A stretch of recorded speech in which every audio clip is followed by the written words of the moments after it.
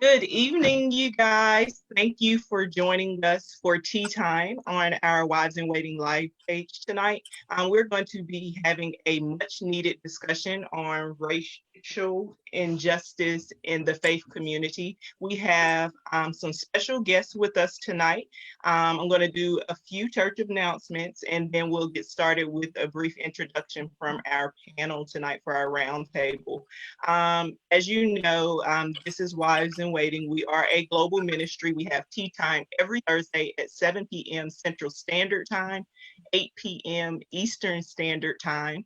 And we have these types of discussions. We're global ministry, ministering to the whole woman, no matter where you find yourself in life, and walking with you through that relationship. So we will be having our experience tentatively October the 24th in Washington, D.C. So stay tuned for more information on that. And now I am going to go to my panel and we will introduce ourselves. First, we have Pastor Kimberly Hartley, and she'll do a brief introduction, followed by Catherine Pope. Hey, what's up? My name is Kimmy Hart. I pastor at All Nations Worship Assembly Louisville and Worship Assembly Chicago South. I'm a mom of three, BA in criminal justice, about to get my master's in marriage and family therapy, and I am super excited to join the conversation. I'm Catherine Kopp. I am a second grade teacher in Georgia. And I'm excited to be here and to be part of the conversation as well. Next, we'll have Mia Randall, followed by Monique Williams, Shantae Truscott, then Marcia Cisse, and I'll introduce myself last. Hi guys, I'm Mia Randall. I am the Leadership and Development Coordinator for Wives in Waiting. I also work as an addiction counselor. So mental health is a very passionate topic for me. So I'm glad to be here tonight to share my perspective on all that's going on with racial injustice in our faith. Hi, I'm Monique Williams, and I am a community engaged researcher at the University of Louisville, and this kind of racial justice is my wheelhouse of research and the work that I do. So I'm happy to be here to share my perspective as well. Oh, and I am part of Wives in Waiting. I'm a leader in the Dear Abigail group. And so, yeah, that's me. I am Shantae Truscott, the founder of Wives in Waiting. But when you guys don't hear from me on the professional side, I have a master's in business administration with a focus in human resources. So making sure that all of our hiring practices, our discipline, our corrective action is all equal and fair across the board, and super excited to have this conversation tonight. Hey, everybody. I'm Marcia Cisse. I am the Nashville Sister Circle leader for Wives in Waiting, and I'm also a clinical nurse staff leader at Vanderbilt University Medical Center. I'm also a master's student at WGU, where I'm getting my master's in nursing leadership and management. Yay! I'm Shalonda Richardson. I am the Good Thing coordinator for Wives in Waiting, as well as the coordinator of our creative team. I have 4 children, 3 boys and 1 girl. And I'm glad to be the facilitator for this discussion tonight. So we'll just go ahead and jump into it. Ladies, we don't have any particular order, but if you would give us about 30 seconds on how you feel regarding the lack of fair policing regarding Black people in particular in America right now.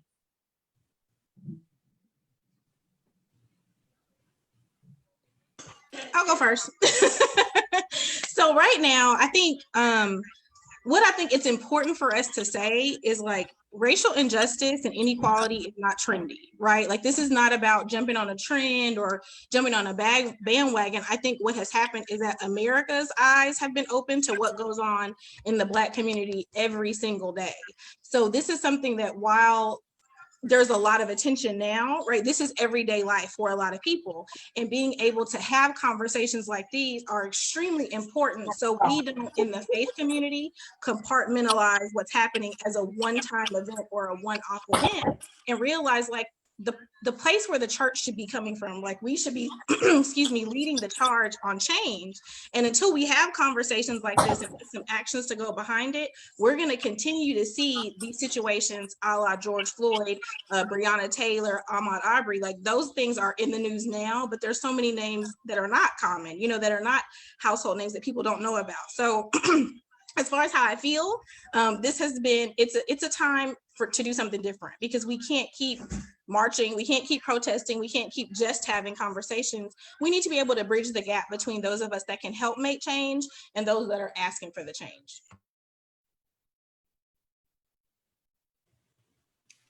I'll add to that, and just what's been on my mind lately has been more of a frustration part, because as a white person, like I'm having to talk to other white people and they're wanting to, and that's really exciting. But when they come with a defensive approach or a closed mind where it's like you can't, not that I'm trying to change their mind necessarily, I'm just trying to like share perspective, challenge their thinking, let them get there on their own. But it's becoming more and more evident how much of it is a heart problem rather than a political problem. At the foundation, it's a heart problem, and it's generational, and it's a lot to unpack, and it can become very frustrating when you're trying to, you know, dig into that and address the fact that it's a heart problem, and it automatically becomes political. And I think that's where you get like the polar opposites, where if you come at it with the respect of this is a heart problem, you're going to be able to start to unpack that and really understand different perspectives. I think one of the sorry, go ahead, Marcia. with in terms of from a healthcare perspective, I think that what I've been seeing is that now that with the George Floyd case and everything, all of the attention surrounding his case, it's brought the awareness that racism affects every area of a person's life. And now that it's kind of in your face, we want to be able to unpack, like, really, what does that look like in healthcare? Because we hear a lot of things about how the African American, like our food and our diet and just who we are affects our healthcare or the care that how we take care of ourselves, and it predisposes us to certain things. But I also have to wonder, how much does racism impact our ability to get quality health care, our ability to be able to take care of ourselves? And so I'm really glad that with this panel, we really have a way to kind of talk about that from every perspective and have healthcare included in that, because it's really important, especially as we're in the face of a pandemic, to really understand, like, what does racism look like when you are fighting a pandemic? So, so I come from the belief, this is not a ministry standpoint, but I think most of us will agree that racism is a sin issue. Catherine kind of alluded to it with it being a matter of the heart. What ways do you feel the church has been complicit throughout history with furthering this narrative? We'll hear from Pastor Kimmy first, and then Mia, followed by Monique. Yeah, so I mean, I think it's been an issue for a while. I mean, I agree that it's a heart issue, but I also think it's a systemic issue. I mean, it's happened since the very beginning. Our country was founded on stealing Black people, on human trafficking, and I don't think that it's progressed as much as we really would like it to be at this point. I mean, the only reason that slaves were humanized was because of a political gain. They got 3/5 the vote, from slavery for their plantation owners. And so I think that it's been a systemic issue from the very beginning. I mean, we murdered Indians and we stole Black people from Africa. Like, that's what we're founded on. And so, yes, there has been, for me, like, I feel like there's been mental issues that have been passed down and mentalities from the very beginning. And some people, geographical locations, right, that they've passed on these mentalities. And some people, it's a heart issue. And some people, it's literally the way they were born and raised. And back to what Shantae said earlier, I think especially for white people, Black people have to express their norm even more, because I was telling somebody today, if we saw as like, I don't think white people understand that this is a norm for Black people, right? Because it's so normal. They're not going to post on Facebook every day that somebody crossed the sidewalk from them because they were, you know, scared of them. That's normal for you guys, where white people they don't see that, you know? And so, you know, I understand people saying it's a sin, and yes, it is sin. And I think church is the worst place because we further congregate ourselves. We have our churches, personally, are a little bit more African American. And I will say we used to like take our pride on it, that it was multicultural. And we can't even say that anymore because white people have a problem being the minority in situations. They have a problem being a minority in crowds. I don't know, it could be based out of fear, it could be based out of power, it could be based out of all kind of mentalities, but I don't know what it's going to take for the church to be able to get back to a true multicultural perspective, because we congregate where we feel welcome, and Black people feel welcome with Black, and white people feel welcome with white people. And it's one of the saddest things. And I vow to the day I die to make sure that we are, as much as we can, integrating, not even just Blacks and whites, but you know, Spanish, Asian, all of us. We should be coming together instead of separating even more within the church. Amen. There's like 50 million things that I could say. I'm going to try to stay on the topic that you asked me. I'm going to tell you, coming from Black and brown children from birth are taught that just because of what you look like, there will be people that will not accept you.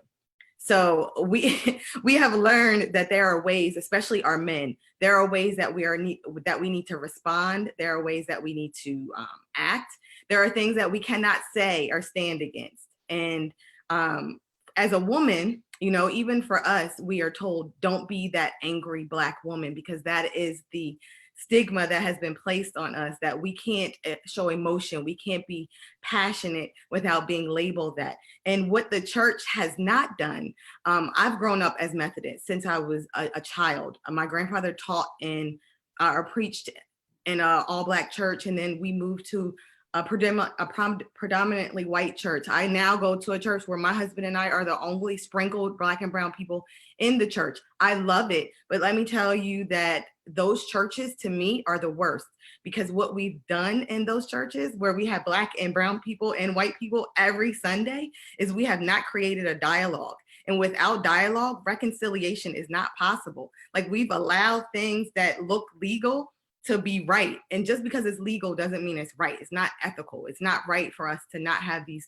conversations. Sure that all of our hiring practices. And what I've seen or what I've heard from like my white counterparts is that they're afraid to say something. They're afraid, sometimes even pastors, you know, maybe Pastor Kimmy can even attest to this, like white pastors may be afraid to say something because they think that it's racist, because they don't understand their privilege. Like, I honestly feel like this is ignorance. Like, white people have grown up thinking that this is the right way, this is how it is. Just like Pastor Kimmy said, Black people don't go out talking about what's normalized to us, what's traumatic to us, that has literally changed our DNA for 400 years. This is what we think is normal to us.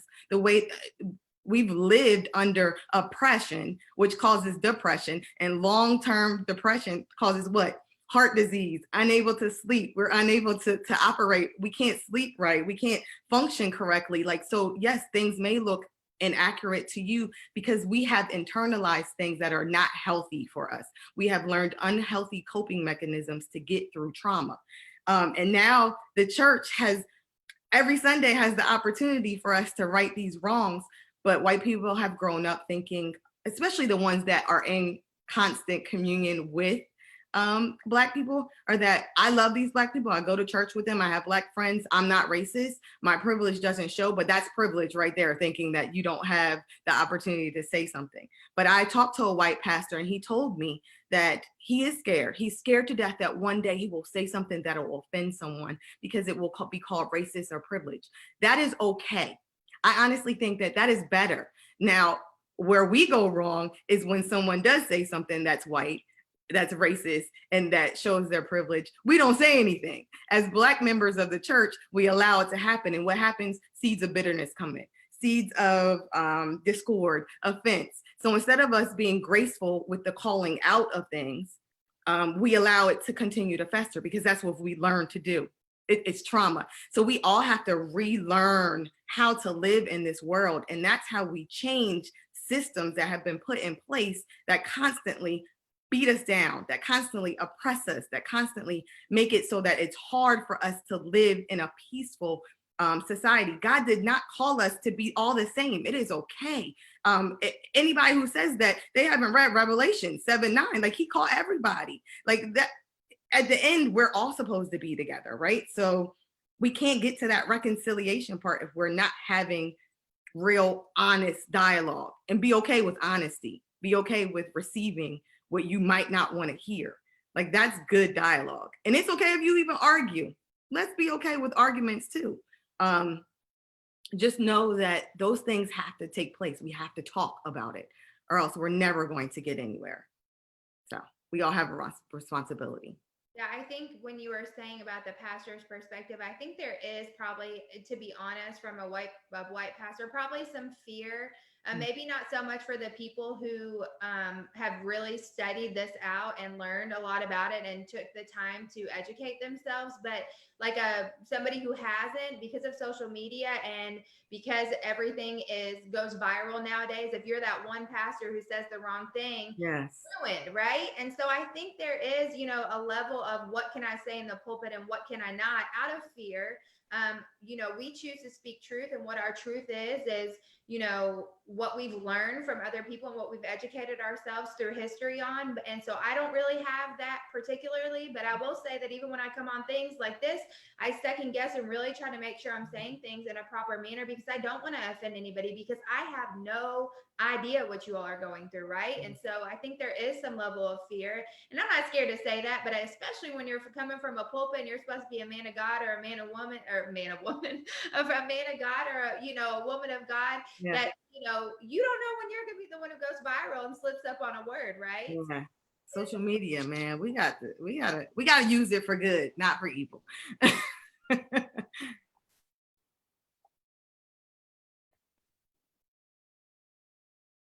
Okay, and I was just gonna say, you guys have said all of the things as it pertains to the church in this country. I think that we have to recognize that the church in this country was built like every other system, right? And so what are the ideologies that are present in these other systems? Like, we have dominant narratives about who people are and who people are supposed to be.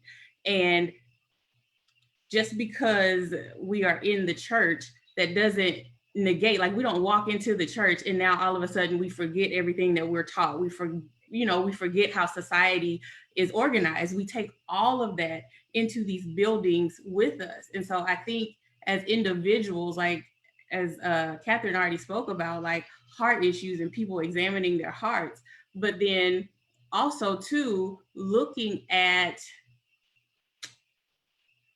how people like to say, like, God is all, God loves everybody, everything is good. And so when you go into church, that is the expectation that you sit under. Well, everybody in here loves the Lord, so therefore those things aren't present. And so then we don't talk about it, then we don't address it.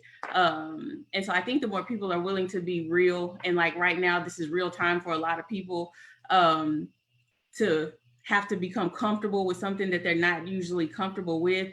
I think now we're probably going to see some things in a way that we haven't seen it, because we're already seeing the church talk about it in a way that they haven't been talking about it. Great. Good discussion. This is kind of a question for Pastor Kimmy and Catherine, how does the conversation play out when we talk about white fragility in these times where it's so like in our face and we can see the injustices that are gone?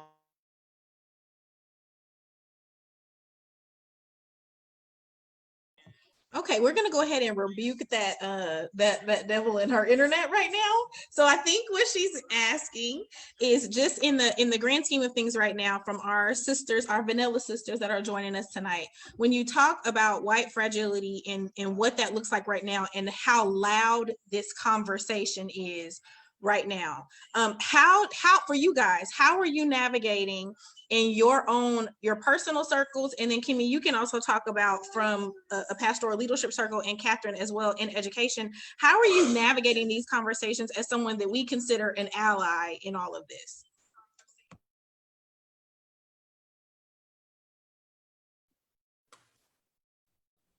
Okay, I'll start. It's difficult, like Kimmy said, you don't want to say the wrong thing. You don't want to come across as offensive. You also don't want to come across as ignorant. But we are. And that's something that as educators, and honestly, most educators are white women. I'm so grateful for the university I was a part of, because those cultural diversity classes were mandatory for us to go through. And, I personally grew up in a very diverse environment where I was a minority growing up. So I was like, how can I be racist? Like, that doesn't make sense. But when I got to school and I started like reflecting in on myself, I was born in the South, my family has been born in the South. And so some of those things are just taught and conditioned to us. But it was when I was in school that we had to unpack that. And one of the things that a lot of the literature says for white people is you're going to be uncomfortable. Sometimes it's probably uncomfortable for our Black friends when we're having these conversations, because they don't want to come across as, I hate you, like I'm mad at you or whatever. Like there has to be like, you're both realizing like, this is really weird. I don't know what I'm saying. If I offend you, I'm sorry, but I'm just trying to learn. And I'm blessed with a lot of beautiful Black women as friends, beautiful Black men as friends. And because of the way that I grew up, I had a little more comfort level of being like, your hair is different. Well, how do you do that? Like, and they would ask me the same things. But even in those small questions, learning about other people's cultures. And, I remember when I first started teaching in preschool, there was this beautiful little girl who, when she would get excited about things, she would just get louder and louder and louder. And I asked her mom, and I was like, girl, why is she so loud?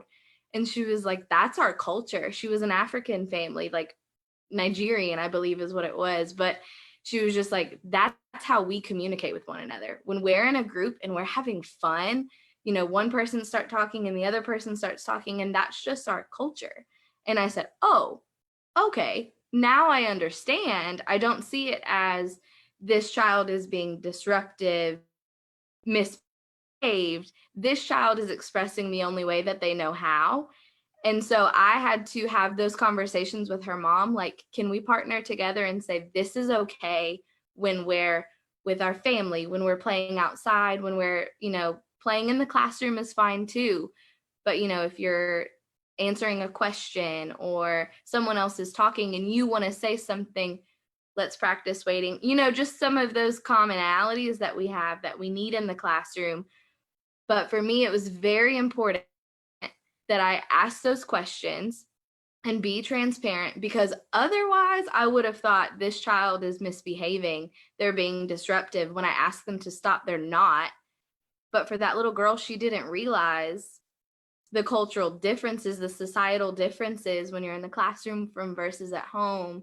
We had to have those conversations, even though they're difficult, but I think it builds mutual respect along the way too.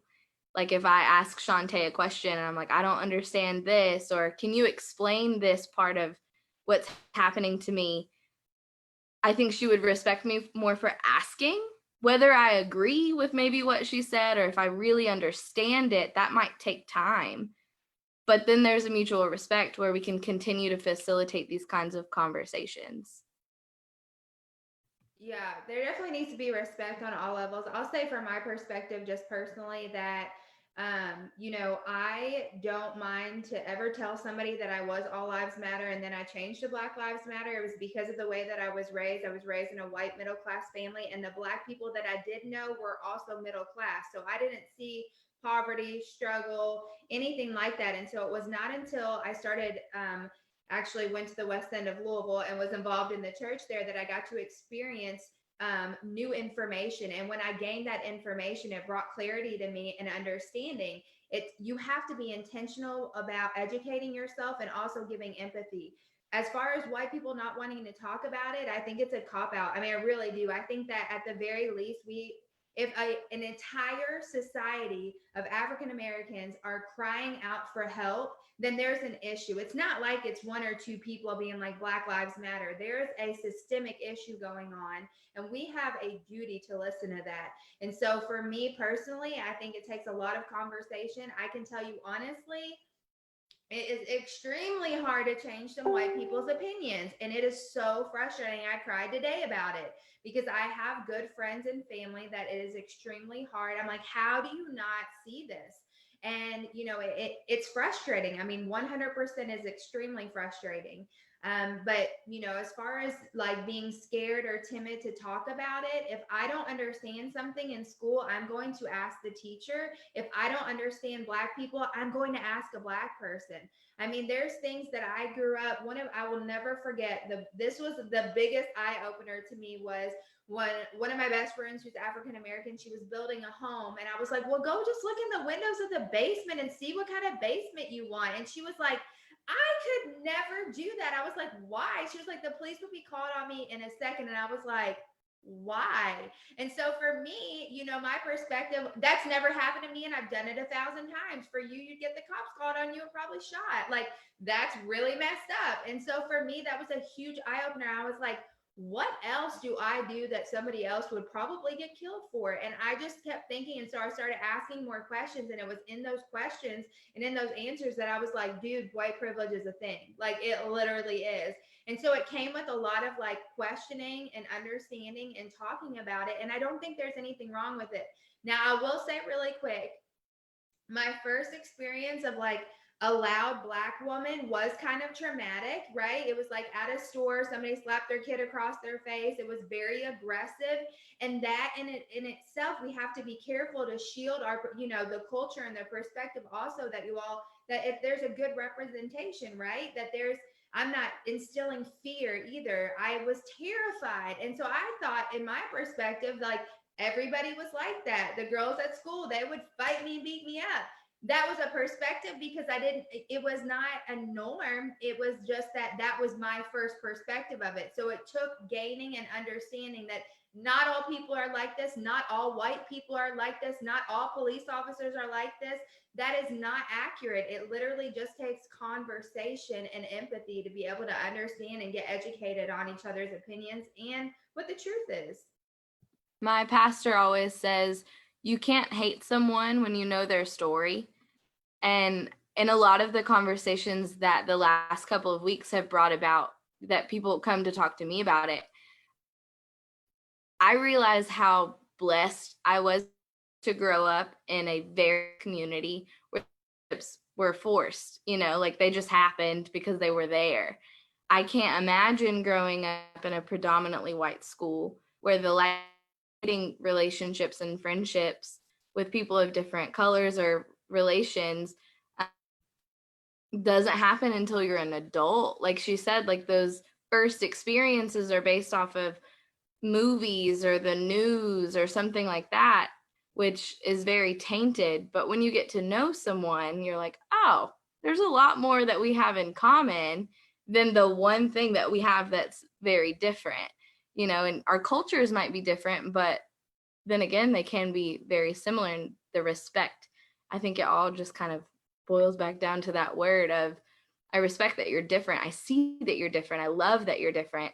Explain to me, share with me, show me how you're different, and I want to do the same with you. Like, it's a mutual kind of benefit and understanding. I want to just piggyback on what both of you are saying, because what changes this narrative, like the initial experience that you had, Kimmy and Catherine, what you're saying is being able to do life together, which goes back to what Kimmy said about we congregate where we feel accepted, where we feel comfortable, where we feel we belong.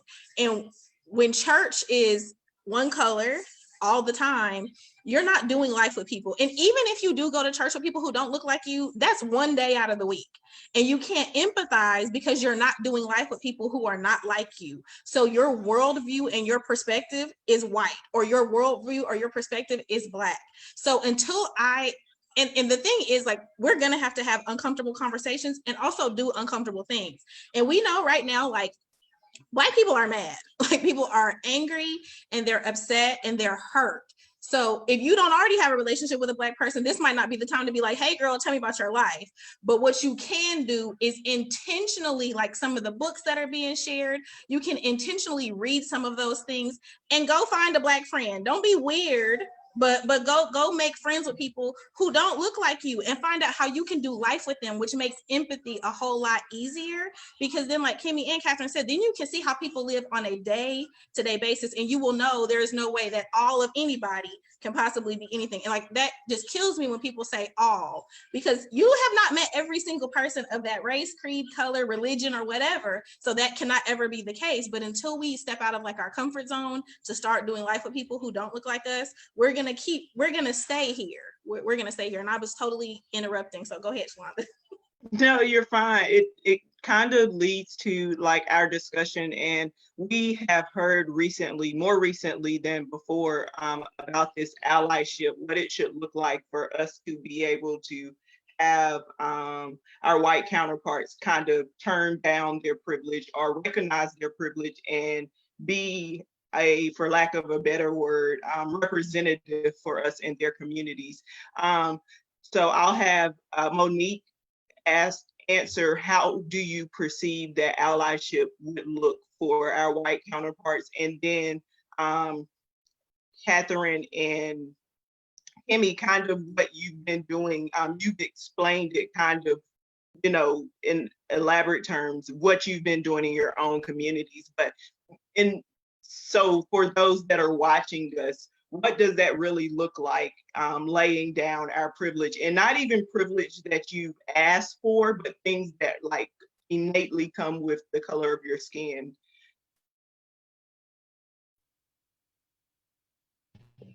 Sorry, my computer was frozen. So with allyship, I think the first thing that people have to do is educate themselves, and educate themselves outside of like our traditional educational system, because our system and our society centers whiteness, right? And so if you do that, then you will continue with the dominant narratives and you will have little information about the marginalized. So as many have mentioned, I mean, there are 1,000,001 resources out there to help educate and get accurate history, as I like to call it, and not just, you know, Black history, because even Black history is other, or Native American history is other. Just the history of America, period. People's stories and narratives and how things have come about. And then it has to change your perspective. Like, you can't learn these truths and not feel some type of way, or at least have some kinds of questions about, you know, how you do life now with this new information. And then once you have the information, see it as a responsibility and duty to share it in spaces where we can't show up, or spaces where we can't be heard. And so we have this conversation a lot in my office, because we are, you know, an office that focuses on structural violence, right? And so we focus on addressing issues that are the root of some of the outcomes, that the poor outcomes that we see in African American communities. And so a lot of times we are on the front lines of fighting for those things. Well, in our office, my boss, who is a dean in the School of Public Health, an assistant dean, she is a white lady, but everybody under her is African American because of the work that we do. And what this has been like for her, bless her heart. She's had to learn, you know, a lot of lessons, even about the spaces where she can be up front and in front, and spaces where she should just fall back. And that's privilege on a lot of levels, right? Because she has power, authority, and all of these things. And sometimes she has to fall back even under some of, you know, the graduate research assistants that work for me. Like, I will send a graduate research assistant to some spaces that I won't even send her to. And how much of her privilege she has to like bury in those moments for the sake of what we're trying to do. But then also we've adopted this thing too in some spaces, depending on the organizations that we're talking to, because more and more we're learning that there are white people who say, yeah, we get it, racial injustice, the impact on, you know, the community, how can we help? But we don't know what to say. And so developing materials for those spaces, but a lot of times they hear it better from her than they do from some of us sometimes. And we have this thing where we say, get your people, like in some spaces, and she'll know, even the email will just say, okay, this is this organization, like, get your people. And she knows, like, okay, this is something that I need to carry. And then, so, okay, yes, educate yourself, recognize your privileges, and then share in your spaces, and then be an advocate, right? And so I think you said, Pastor Kimmy, that, you know, we don't always promote on social media and in different spaces when we're experiencing things because it's just life. But in the times where we do and you see it, you have privilege in those moments, right? So like right now, I think I just saw something that said like Starbucks posted like, don't come in their spaces with Black Lives Matter stuff, right? So how do you hit those kind of people? It's more so in their pockets. So be our advocates to also call and complain about those kinds of things that you see when they happen, so that it's a collective voice and not just those Black people screaming again, but we stand in solidarity with you. So we're going to use our power in those spaces. The same when we're talking about like on this particular issue of like police brutality, and, you know, people are asking, what can we do? Well, there are certain policies that people are wanting to be in place, like the whole wear your freaking camera, officer, and have it on if you're a police officer that is on duty. Well, in your city, do you know if that is a policy that's been enacted? If you agree with us, if you stand in solidarity with us that that's a thing that needs to be done, then get on the phone and call and be a voice as much as we're a voice about the things that are oppressing us. And so, I mean, I have like a list of like 100 things, but I'll let somebody else talk. But there are a lot of things to do to be in allyship.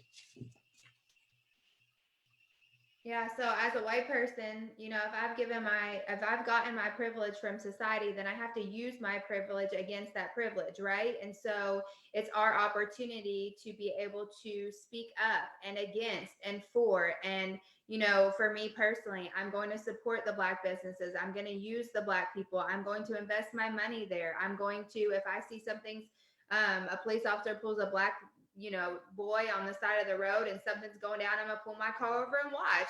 I'm gonna make sure somebody's there, that there, you know, there's things that we can implement to make sure. I'm gonna call the mayor's office. I'm gonna go to the mayor's office. I'm going to talk to them. I'm gonna have the conversations, because where you may not be welcome in the room, I will be. And so, no, I will not understand everything. I will never pretend to understand everything. But if I can educate myself enough to have a voice in a matter, I'm going to use my voice. And I understand that not everybody uses social media platforms, and there are people out there doing things and protesting, and they are in the offices and they're doing things, and you don't have to put it on social media. But I do believe that silence is saying something. And at the very least, you should be able to say that I stand with you, I see color, I see the injustices, and it's time to make a stand. And so I think it's important for me to use my privilege against the privilege and be able to maximize what we can in this moment.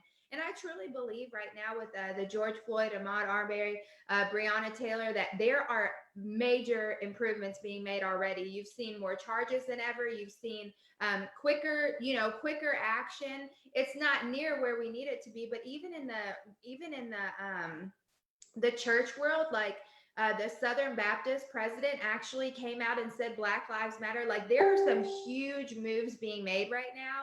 I was raised Southern Baptist and I thought I would be dead before I ever saw that. And so, to be honest, like, the people that are speaking up and saying something, because right now pastors are getting, there's pastors against pastors right now too, because Black pastors are like, y'all love me behind closed doors, but you don't say nothing on the platform. You don't say anything on social media. And I think people are starting to realize that silence is saying something. And so, where before they were like, oh, I don't, it's better if I don't say anything, no, you have to be hot or cold. Take a stand, say something, and do what's right. And I truly believe as more people say what's right and use their privilege to maximize this opportunity to use their voice, that things and that policies will end up getting changed. So I'm going to piggyback off of what Kimmy just said. That silence is very loud. And I think that people, white people particularly, are realizing that. But it kind of goes back to that fear, that fragility that white people can have. And so one of the things that I learned in college when, talking about race in the classroom was, every teacher wants to create a safe space in their classroom. We want this to be a safe space. We can make mistakes, we can learn, we can grow. We're figuring life out together. But specifically when it comes to talking about race, talking about justice, I teach second grade, so I get to teach about Martin Luther King and Jackie Robinson and Harriet Tubman, like powerful people. And I get to teach it to little white boys, little white girls, little black boys, little black girls, and they see each other and they're like, wow, you're my friend. Like, but how do I have to facilitate that conversation and be like, you see how we're different? That's okay. Like, creating those definitions is very important.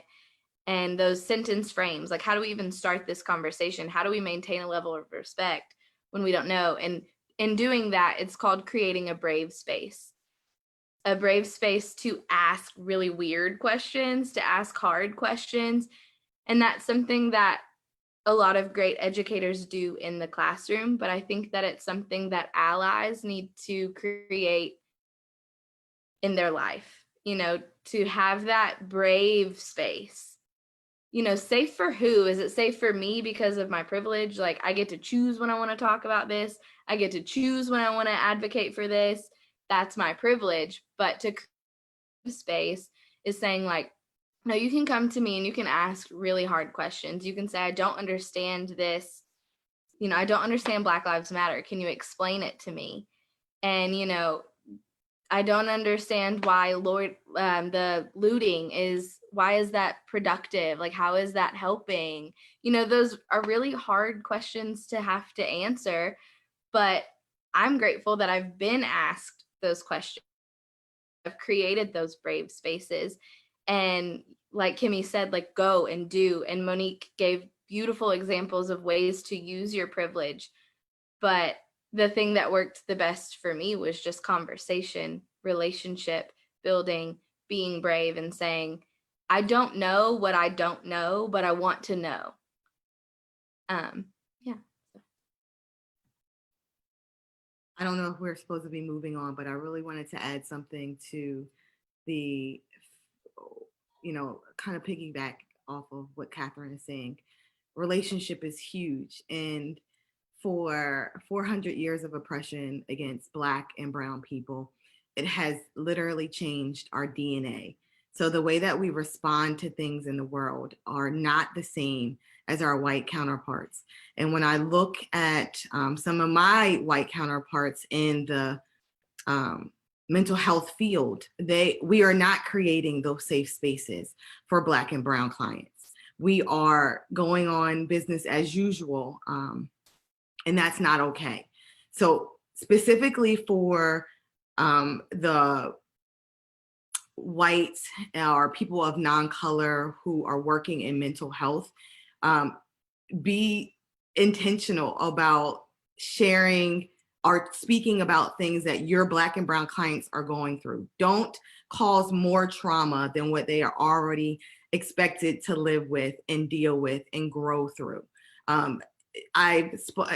Specifically a situation happened not too long ago where I spoke to a coworker and I asked her, is she opening up this dialogue? Is she checking on her Black and brown coworkers? And if she's making that space for her clients to share what is going on in the sessions? And she was like, no. And I'm like, why? And she says, because I didn't think it was appropriate. This is the same, but that's not the same response to COVID. So COVID happening, and we have clients that are coming in and having sessions with us, and we're asking them, how are they feeling over COVID?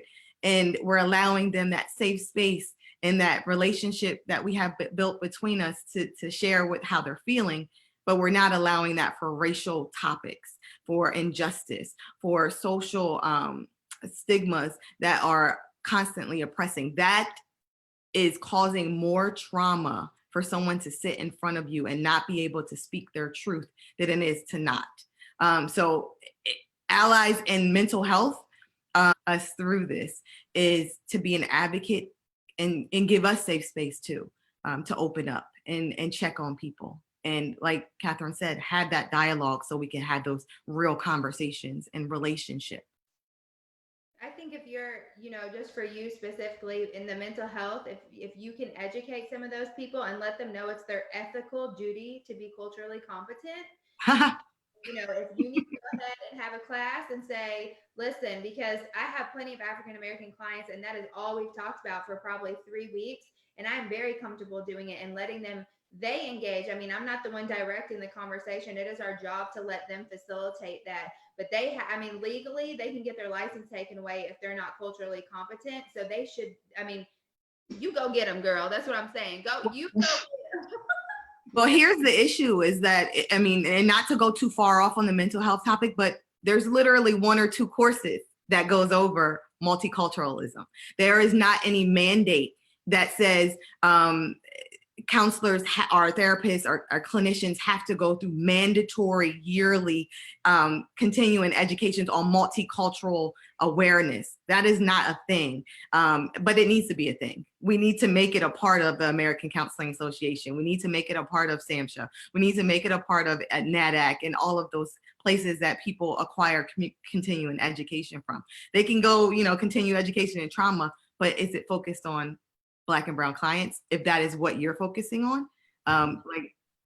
Those are things. So yeah, we need to rewrite laws all over. We need to rewrite ethics all over, because that is what we're dealing with now. It wasn't written for us. So now we have to go back and retrain the world into including us into these spaces that we give our money to, but we actually aren't a part of. Thank you so much, Mia. You kind of handled it from the mental health perspective. Marsha, as a healthcare professional, what disparities do you see that especially in light of a pandemic like COVID-19 that we've been experiencing? What are your thoughts on how the current systems, these systemic issues, these policies that we have affected the Black community from a healthcare professional perspective? I think, just recently today, there was an article that I read of a politician. I can't remember what state it was from, but and he's also a physician. Let me add that part, made reference to perhaps COVID, the increase in COVID cases in particular areas were related to colored people not washing their hands. And so as a physician, like to have a physician say that, that gives some insight into how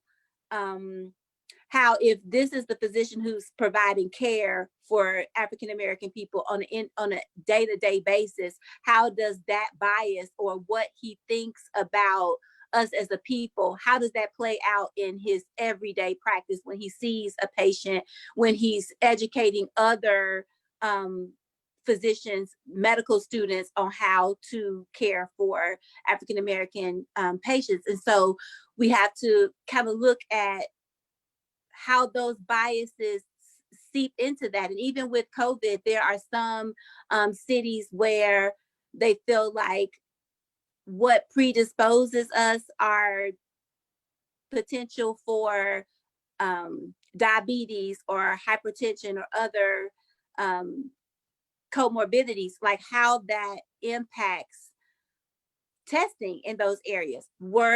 Is testing made available for individuals in that area? When they seek treatment because of who we are as individuals and how we respond to things, were they turned away because they didn't necessarily have this symptom or that symptom? So I think all of that can play a part in how diagnoses are made, how African Americans feel comfortable with even talking to their physician or interacting with a healthcare professional, because there's already this stigma of what they feel, of what we can feel like in the presence of a healthcare professional. In our minds, we're thinking, are they judging us? Or are they, do they really understand? Are they making assumptions about who we are as people, how we take care of ourselves? Do they really rise to the occasion to make sure that they're covering all the bases, to make sure that we're receiving the best healthcare that we can? And I want to just kind of round this a little bit, because I love what Marsha just said, and somebody said it in the comments about what his prior patients must be thinking. The other part of this, to bring it back to even just our faith and how we worship together, what I have noticed, what I hear a lot of my friends who listen to our diverse group of pastors, preachers, whatever we want to call them, that are being wounded by what some people are saying or are not saying as a result of what has recently happened, where church is supposed to be a brave space. Like, we'll roll on the floor with you, we're speaking in tongues and doing all the good stuff and holding your hand and all that. And then we have some of our vanilla pastors that are saying that either this is not an issue, I'm going to ignore it. And these are not people that are off in the boondocks in the mountains. Like, these are people that have a large Black audience. And I think even being able to feel comfortable enough, like Mia said, that her and her husband wear the sprinkles in their church. Like, my husband and I have been through that same thing, to be able to feel comfortable enough to say, why are we not talking about this? You know, without being looked at like angry, even though you are mad, but not looking like that you're trying to cause division just by bringing up the obvious. So I know there's some issues with not wanting to say the wrong thing, and I totally understand that. But where is the sense of responsibility in the kingdom that we serve a savior that came to free the oppressed, that was radical, who was not even white, and we won't even go there. But how do we reconcile, or how are people reconciling that not standing up for injustice is what Jesus would do? Like, how are people making that connection? And this is specifically for Catherine and Kimmy. And Kimmy, like I said, you probably have more experience with this because of your pastoral call, but how are people reconciling that staying silent and not getting in this fight is following in the steps of our Savior?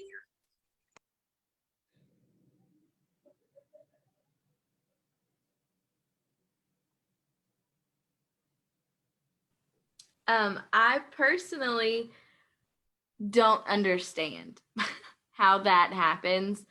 But I also, I hear often the political aspect of what's going on, particularly right now. It's, how do I see? I'm like, I don't want to say the wrong thing. I don't want to offend anybody, but we all know your heart, Catherine. So please speak. Well, you do, but the other people. If anybody has something to say, I have something to say back. So go Shante. No, but I've always struggled with the conservative approach to Christianity. It's never made sense to me personally. But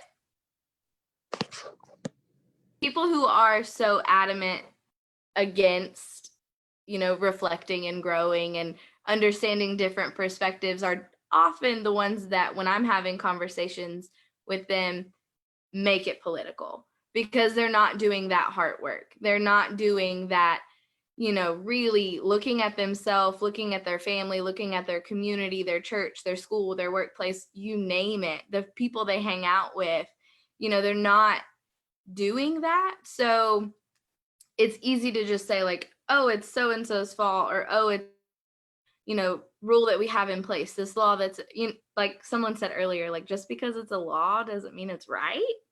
But it's that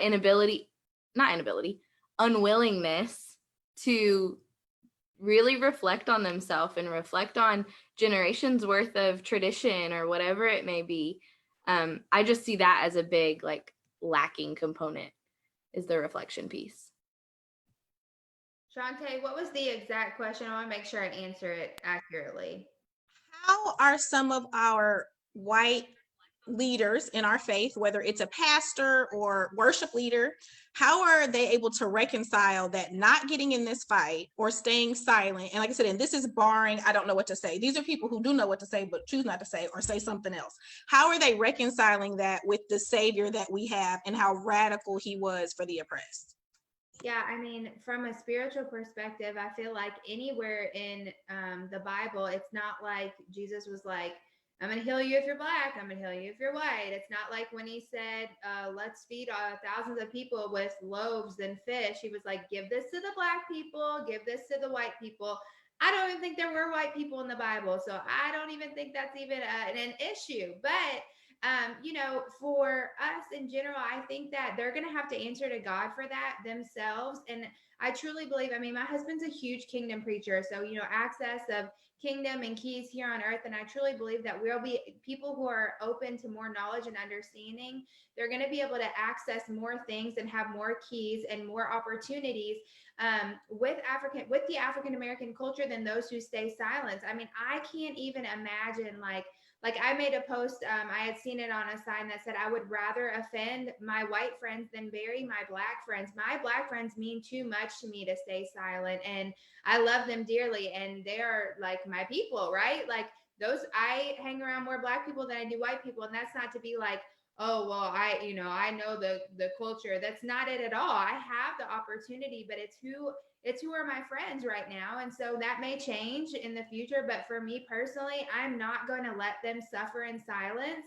I'm going to use my voice. And as a person in the pulpit, I think we have a duty to speak the truth. And I said that in the beginning. I believe that kingdom is truth and kingdom is that Black Lives Matter.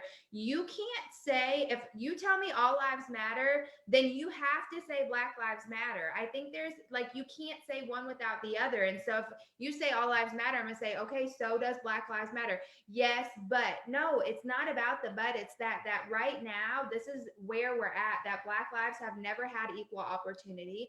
And so we have to be able to say that. And we have to say it strong. And we have to keep dumbing down stuff. Like right now, we just have to have a position and say something. So I do truly believe that they'll have to answer for God, that there is nowhere in the Bible that he picked one over the other. There's nowhere in the Bible that, he would have ever asked the questions that we're asking right now. And my heart right now is that my biggest devastation through all this is it's not even whites against blacks right now. It's whites against whites and blacks against blacks, and whites who are Black Lives Matter against whites who are all lives matter, and blacks who are all, I mean, it is a vicious cycle right now. And somebody has to start saying stuff. And it does start within the church, because that is who we are. We are supposed to be showing God's love unconditionally. And if you can't show God's love unconditionally, I don't want you to be a part of your church. I don't want to be a part of that. Like you should have a stance, and it should be that Black Lives Matter. Period. The heart's been invited to the picnic, y'all. Been invited to the picnic. It's at their house. Play space. Yes. This has been a very, I think this has been the beginning of a pricking that is necessary. So this conversation, it doesn't end when we go back to our neighborhoods, when we go back to our churches, when we go back to our workplaces. This is a conversation that's going to continue. I think the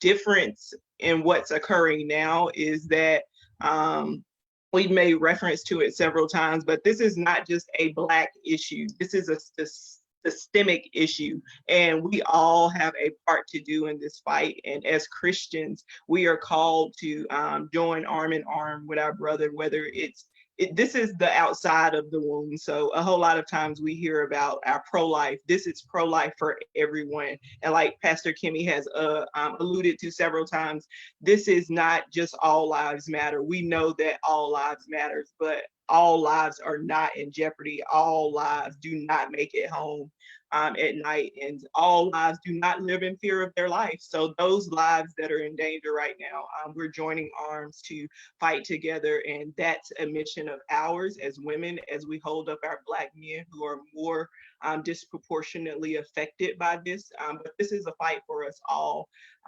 So we ask that you would join the conversation with us, that you can continue. We'll be discussing this until eternity, until there's I'm not going to say there's one solution. There are several solutions, starting with policy, starting with voting, starting with doing our part, whatever that looks like, whether that's laying down privilege or turning over corrupt systems that are made to disproportionately affect those of color. So we appreciate you all joining us this evening for this discussion. We do have a WIW group where this conversation will continue, and you can search that in the Facebook app or on the Facebook web page where we'll continue this conversation. We'll be posting, so you can follow us on all social media platforms at Wives in Waiting. So thank you for joining us tonight. And Pastor Kimmy, I'm putting you on the spot. Can you lead us in a prayer of reconciliation as we close out tonight? Yeah, Maya, did you have something to say? I did want to share something really quick. I was listening to a podcast not too long ago, and there was a conversation and with white pastor, and I'm assuming she is a Black leadership in the church. And she reminded us of Luke 5, and where Jesus tells Simon Peter to cast his net on the other side of the boat, and he's like, yeah, okay, whatever. I already did that, but just to appease you, I will. And he goes and he throws his net over, and he gets this abundance. The harvest comes. The fish are plentiful, right? And he has to call others and other boats to come over with him to gather these fish because it's so much. And what she said was, when she thought about that, was that that's what we want in the church. We want our white brothers and sisters to come help us. Jesus has promised us a revival. We don't want to go through revival on our own. We want our white brothers and sisters to enjoy their revival with our Black brothers and sisters the same way. We want to all be plentiful and gather the fish together and bring everybody into the same boat together. We don't want to do this alone. We don't want to end eternity separated. We want to do it unified, showing God's love, being the salt of the earth, being the light on the hill, not the one that's covered up by this oppression. So I just thought that was important for us to share this evening. Yeah. I think it's easy to have a conversation with people who are like-minded, but I think we need to encourage everybody out there to find somebody who doesn't look like you, doesn't act like you, and doesn't think like you, and have a crucial conversation with them and expand that knowledge and give wisdom, understanding to them as well. Because it's super easy to do it on a platform where we all have the same mindset, really, but it's really when we go out there and challenge ourselves. And it's the same with Christianity. There's people in the same boat. You have to encourage them, and your lifestyle will prove something otherwise. So standing with and for each other. So let's pray really quick. Lord, I thank you for the opportunity tonight to just be with some awesome women of God, Lord, and just impart wisdom and knowledge and just have these crucial conversations. Lord, I ask you that you just open our hearts and minds, God, to the things ahead and the things that we have to face and the challenges that are ahead. Lord, I ask you to give us wisdom, download knowledge in us that we've never had before. Give us a new mind, Lord, for new opportunities to come up with the solutions, to be able to enforce those solutions, to be a voice and a mouthpiece for you and for social justice. Lord, I ask you to help us to expand in this season, Lord. Help us to have and reach more people than ever before, God. Let your light shine. Let you be the mouthpiece for this, Lord. And I thank you, God, for giving us the opportunity to get together and just come together in love and unity and show people that it is possible to come together and stand hand by hand, Lord, and just push the voice that you need heard in this world today, Lord. I thank you for the opportunity. We give you all the praise and the glory. In your name we pray. Amen. Amen. All right. Love you guys. Thank you. Thanks, guys.